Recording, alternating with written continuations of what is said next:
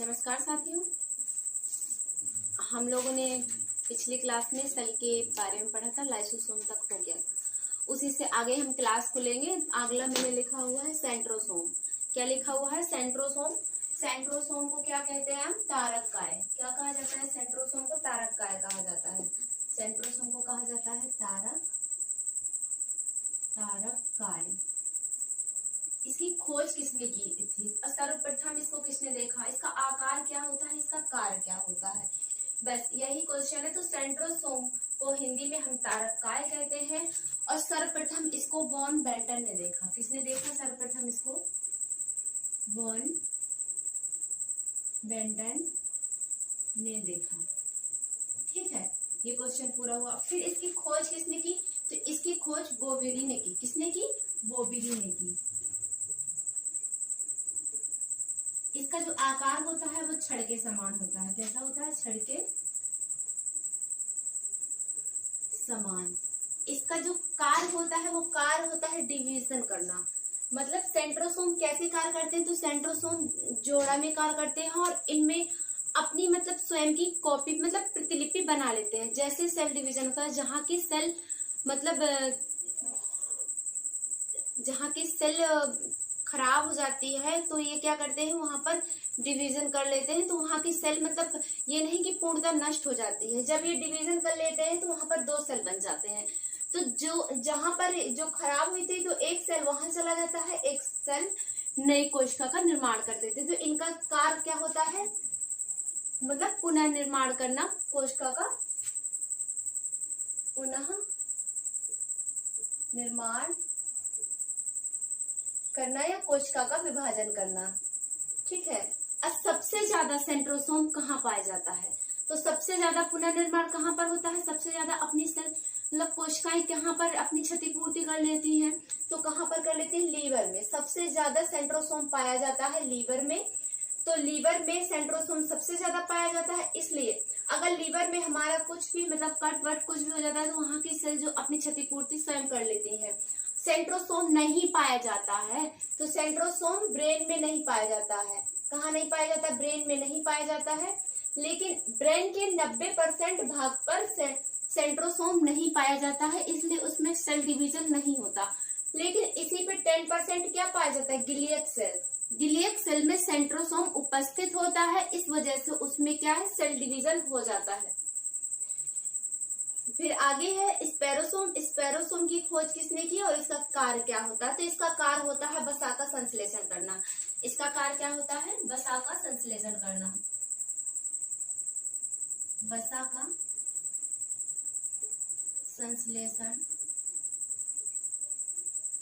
संश्लेषण करना होता है। और बस दूसरा है कि इसकी खोज किसने की? पर्नर ने की। किसने की? पर्नर ने की। बस इसमें इतना ही जानते रहना। फिर अगला है वैक्यूल्स। वैक्यूल्स को क्या कहते हैं? रसधानी या रिक्तिका। रसधानी या रिक्तिका। रिक्तिका इनका कार्य क्या होता है? तो सेल में इनका कार्य होता है जल का संतुलन या परिवहन करना या नियमन करना। किसका? जल का संतुलन बनाती है रिक्तिका। जल का नियमन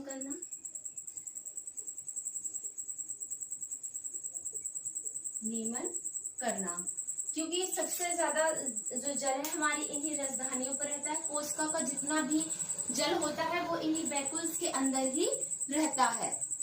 और इसे सेल का सैफ कहा जाता है। रसधानी को सेल का क्या कहा जाता है? इसे सेल का सैफ कहा जाता है। सैफ कहा जाता है। तो वैक्यूल्स में क्या है? इसको रसधानी या रिक्तिका कहते हैं। इसे सेल का सैफ कहा जाता है। इसका जो कार्य होता है वो जल का नियमन करना होता है। जल की मात्रा का ये नियमन करते हैं। उत्सर्जी पदार्थों को भी बाहर निकालने में मदद करती है। फिर न्यूक्लियस। न्यूक्लियस सेल का सबसे बड़ा पार्ट होता है। न्यूक्लियस की खोज किसने की? तो इसकी खोज रॉबर्ट ब्राउन ने की थी। किसने की थी इसकी खोज? Robert brown. न्यूक्लियस की खोज की थी रॉबर्ट ब्राउन।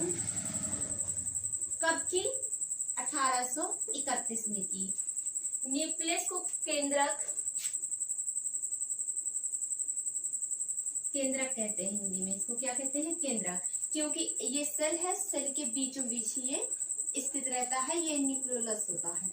न्यूक्लियस को मतलब सेल का ब्रेन ऑफ सेल भी कहा जाता है, सेल का ब्रेन भी कहा जाता है, इसे सेल का कंट्रोलर भी कहा जाता है, क्योंकि ये सभी जो भी ऑर्गेनेल्स भरे रहते हैं उन सबको क्या है? कंट्रोल रखता है, इसलिए इसे सेल का कंट्रोलर कहा जाता है।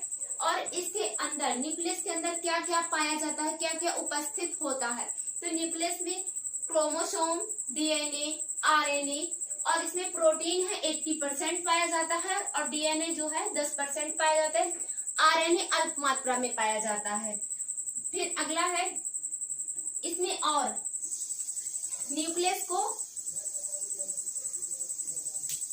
न्यूक्लियस जो शब्द है तो लैटिन भाषा में इसका क्या अर्थ है? तो लैटिन भाषा में इसका अर्थ है एक मतलब गुठली का न्यूक्लियस कैसा होता है? गुठली के आकार का होता है, इसलिए इसको क्या कहा गया है? लैटिन शब्द में इसका अर्थ होता है, जिसका अर्थ मतलब न्यूक्लियस शब्द का लैटिन शब्द में इसका अर्थ गुठली से लगाया गया है।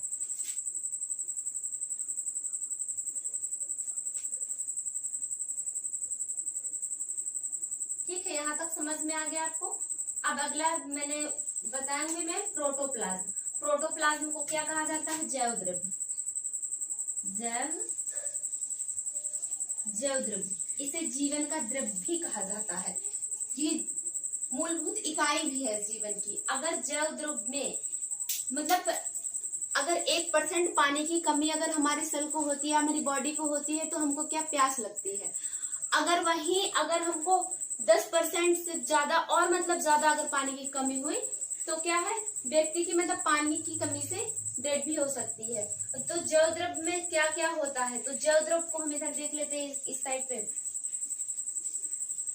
जैव द्रव्य में क्या पाया जाता है? तो जैव द्रव्य क्या है? ऐसे सेल है, सेल के अंदर जो भरा हुआ है तो वो पूरा जैव द्रव्य प्रोटोप्लाज्म कहा जाता है। तो इसमें क्या हो गया? मतलब सेल हो गई, कोशिका सेल के अंदर। तो सेल को हम किस नाम से जानते हैं? साइटो नाम से जानते हैं, साइटो, और यहाँ पर केंद्रक हो जाएगा, केंद्रक। अब ये सेल है, सेल के अंदर जो भरा हुआ है वो प्रोटोप्लाज्म है, और जब यहीं पर न्यूक्लियस हो जाएगा तो सेल का नाम है साइटो। तो न्यूक्लियस के बाहर जो होगा वो क्या कहलाएगा? साइटोप्लाज्म कहलाएगा, साइटोप्लाज्म। इस केंद्रक के अंदर जो भरा होगा वो न्यूक्लियोप्लाज्म कहलाएगा। तो साइटोप्लाज्म और न्यूक्लियोप्लाज्म मिल करके क्या बनाते हैं? जैव द्रव्य बनाते हैं, जैव द्रव्य बनाते हैं। आपको बहुत अच्छे से याद रखना है जैव द्रव्य। जैव द्रव्य की खोज किसने की? तो इसका मतलब सबसे ज्यादा विस्तार पुरकंजे को जाता है। जैव द्रव्य के बारे में विस्तार पुरकंजे ने कहा। किसने बताया? पुरकंजे ने। पुरकंजे नामक वैज्ञानिक ने जैव द्रव्य की खोज की। ठीक, जैव द्रव्य की खोज किसने की? तो आपको आराम से बता देना, पुरकंजे। और पुरकंजे ने की और 1835 में इसका विवरण दिया। यह विशेष प्रकार का क्या होता है? क्योंकि जैव द्रव्य क्या है? एक चिपचिपा तरल पदार्थ होता है। तो 1835 में इसका विवरण दिया और इसमें बताया कि ये चिपचिपा तरल पदार्थ होता है जिसमें 60 से 90% तक पानी मतलब जल पाया जाता है। यह जीवित पदार्थों तथा हजारों जीवाणुओं का जटिल संगठनात्मक ढांचा होता है, क्योंकि ये जीवन की मूलभूत इकाई भी जैव द्रव्य ही कहलाती है। जैसे अब जैव द्रव्य अगर कोशिका के अंदर नहीं हो तो जितने भी इसके अंदर ऑर्गेनेल्स हैं तो वो क्या है? एक दूसरे से सटेंगे, एक दूसरे के स्थान पर जाएंगे। जैसे इधर पे माइटोकॉन्ड्रिया है, लाइसोसोम है, गोल्जी बॉडी है, कुछ भी है, तो इधर से ये माइटोकॉन्ड्रिया यहाँ पे आया, ये मेरी जगह पे क्यों आ रहे हो? मतलब अगर जैव द्रव्य नहीं होता तो एक जगह से दूसरी जगह जाते। जैसे एग्जाम्पल पे हम यही देख लेते हैं कि हमने जैसे एक कैमरा, मोबाइल फोन कुछ भी खरीदा, अगर उसमें हमने कुछ भी मतलब चीजें थर्माकोल वगैरह नहीं लगाया तो क्या है? हमारी चीजें मतलब सटेंगी एक दूसरे से और टूटने का भी डर रहेगा। इसलिए जब भी अगर हमने मोबाइल मंगाया है या टीवी लिया है, कुछ भी लिया है, तो क्या थर्माकोल के वो लगा दिए जाते हैं और आपको आपका फोन या टीवी सुरक्षित आपके यहाँ तक पहुंच जाता है। ऐसे ही इन सारे ऑर्गेनल्स को सुरक्षित मतलब अपने अपने स्थान पर रहने के लिए क्या भरा हुआ था, एक चिपचिपा पदार्थ रहता है जिसकी वजह से ये ज्यादा हिल डुल नहीं पाते हैं, ऐसे आराम से जीवित रहते हैं। अगर इसी जैव द्रव्य में पानी की कमी हो जाएगी तो हम लोग की मृत्यु तय हो सकती है। अगला इससे है फिर साइटोप्लाज्म। तो मैंने इसी में बता दिया कि साइटोप्लाज्म क्या होता है, न्यूक्लियस के बाहर जो भरा होता है वो साइटोप्लाज्म होता है। मैंने नहीं बताया।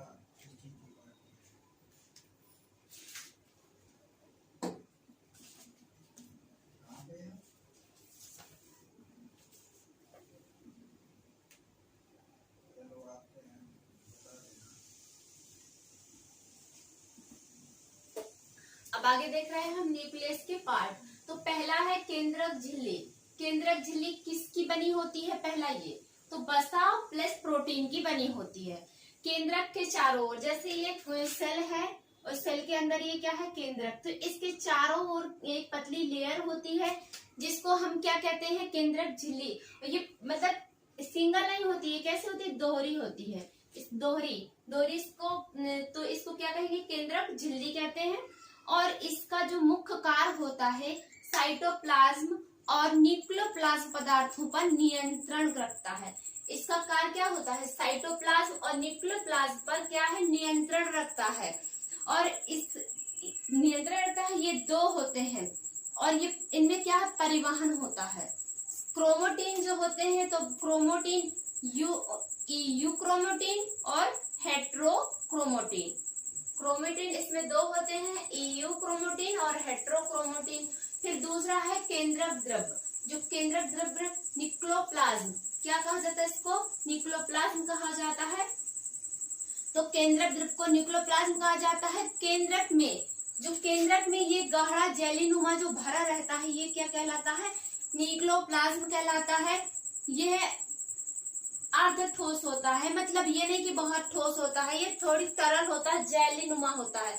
जैसे जेली आपने खाई होगी, खाने वाली भी जेली आती है तो क्या होती है, एकदम गाढ़ी होती है ना, वो ठोस नहीं होती है। उसी तरीके का ये न्यूक्लियोप्लाज्म होता है। फिर इसमें क्रोमोटीन केंद्रका के अलावा विभिन्न एंजाइम पाए जाते हैं। किसके अंदर, इस न्यूक्लियोप्लाज्म के अंदर, जो प्रोटीन संश्लेषण व अन्य उपापचय क्रियाओं से संबंधित हैं। और इनमें बारीक धागाओं में धागा जैसे, मतलब इनमें क्या है, बारीक धागा जैसी ये दिख रही है ना, ये क्या पाया जाता है, इनके अंदर धागा जैसी आकृति दिखाई देती है, जिसे हम क्रोमोटीन कहते हैं। हमने मतलब डायग्राम बनवाया था, तब बताया था कि न्यूक्लियस के अंदर ये क्रोमोटीन भी पाए जाते हैं। फिर अगला है क्रोमोटीन। क्रोमोटीन की खोज किसने की, तो क्रोमोटीन की खोज फ्लेमिंग ने की। इनकी जो संख्या होती है वो 46 होती है और जोड़ों में हो तो 23 जोड़े। ऐसे भी आप लिख सकते हैं 23 प्लस 23 46 संख्या इनकी होती है क्रोमोटीन की। और ये डीएनए व प्रोटीन से मिलकर बने होते हैं। ये किससे मिलकर बने होते हैं, ये डीएनए और प्लस प्रोटीन से मिलकर बने होते हैं।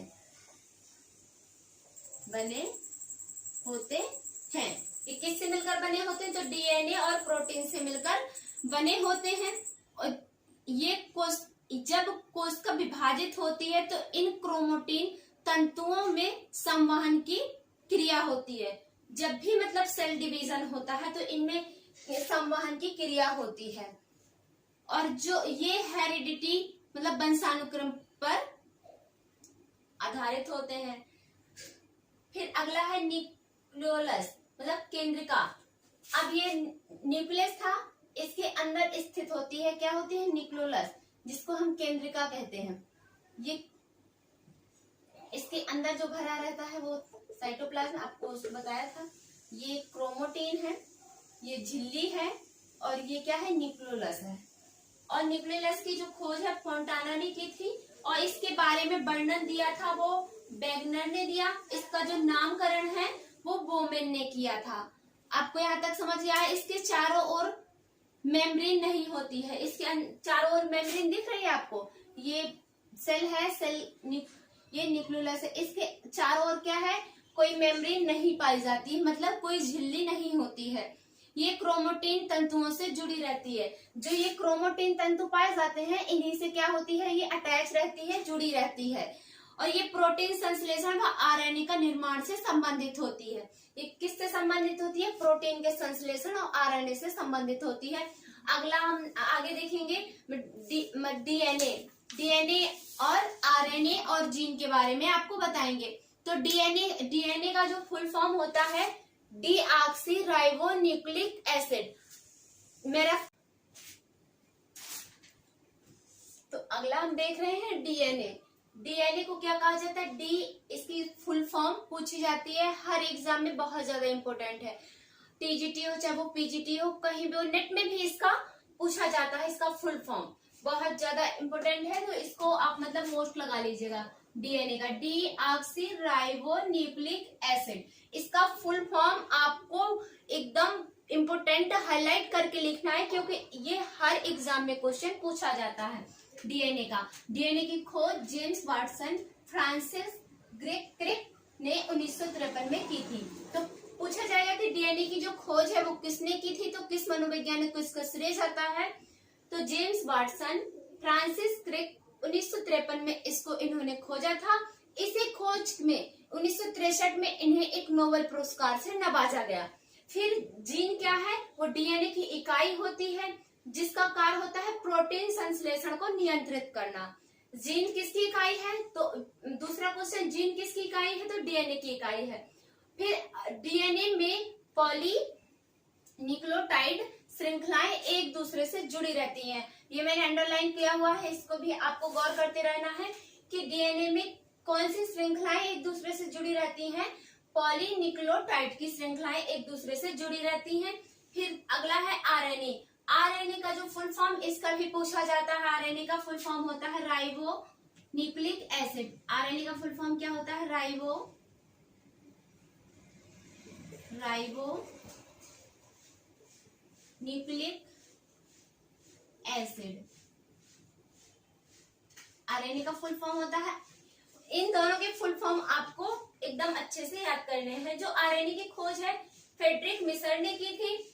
यह इसका होता है जीन को सुचारू बनाना, इसका कार्य होता है जीन को सुचारू बनाना, उनकी प्रजातियां तैयार करना। आरएनए का कार्य क्या होता है, जीन को यह सुचारू बनाता है और उनकी प्रजातियां तैयार करता है। विभिन्न प्रकार के प्रोटीन्स को जोड़ते हैं, ये क्या करते हैं, विभिन्न प्रकार के प्रोटीन्स को जोड़ते हैं। फिर नेक्स्ट लिखा हुआ है जीन क्या है, तो जीन आनुवांशिकता की इकाई होती है। जीन क्या होती है, आनुवांशिकता की इकाई होती है। और जीन डीएनए का वह भाग है जो किसी विशिष्ट कार्य को संपादित करता है। जीन डीएनए का वह भाग होता है जो विशिष्ट कार्य को संपादित करता है।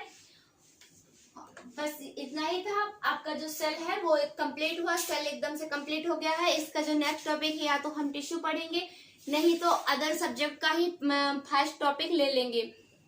Thank you. और जो भी आपको मतलब सेल में जो भी आपको लगे कि हाँ ये पूछने लायक है, मैंने ये छोड़ दिया है, आपको नहीं बताया, तो आप जरूर कमेंट में मतलब डाल सकते हैं कि अभी सेल में ये चीज छूटे। वैसे तो जितना भी एग्जाम से रिलेटेड है, इम्पोर्टेंट है, वो मैंने कोई भी चीज नहीं छोड़ी है, वो मैंने आपको पूरा बताया है। Thank you.